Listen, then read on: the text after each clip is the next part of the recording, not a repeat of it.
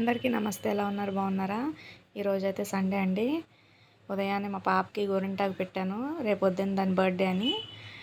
కాళ్ళకి కొత్త పట్టీలు తీసుకున్నానండి. ఇది 1 ఇయర్ క్రితం. దీనికి ఇప్పుడు డబల్ రేట్ పెరిగిపోయింది. వెండి చాలా రేట్ పెరిగింది కదా. ఈరోజు సండే స్పెషల్ అండి. బిర్యానీ చేశాను. ముందుగా కొంచెం పిట్లకు పెడతాను, నాకు అలవాటు. పైన పక్షులు వస్తాయి. తర్వాత మొన్న బ్లౌజ్ స్టిచ్ చేశాను కదా, అదండి ఇది. మనం బ్లౌజ్ స్టిచ్చింగ్ చేశాక ఇట్లా ఐరన్ చేసుకోవాలండి. బ్లౌజ్ ఫినిషింగ్ అదంతా బాగుండాలి అంటే మన దగ్గరికి కస్టమర్స్ వచ్చినప్పుడు ఇలా ఫినిషింగ్ అనేది బాగుంటేనే వాళ్ళు కుట్టించుకుంటారు. కాబట్టి బ్లౌజ్ కుట్టిన తర్వాత ఇట్లా నీట్గా ఐరన్ చేసుకోండి. చెయ్యక మునుపు చేసిన తర్వాత బ్లౌజ్ అసలు చాలా డిఫరెంట్గా ఉంటుంది. చేసిన తర్వాత చాలా ఫినిషింగ్ అదంతా కూడా నీట్గా వచ్చి మనం బొటిక్లో కుట్టించుకున్నట్టుగా అనిపిస్తుంది. కొంచెం ఓపిక చేసుకుని ఇలా ఐరన్ చేసుకోవాలి బ్లౌజ్ని.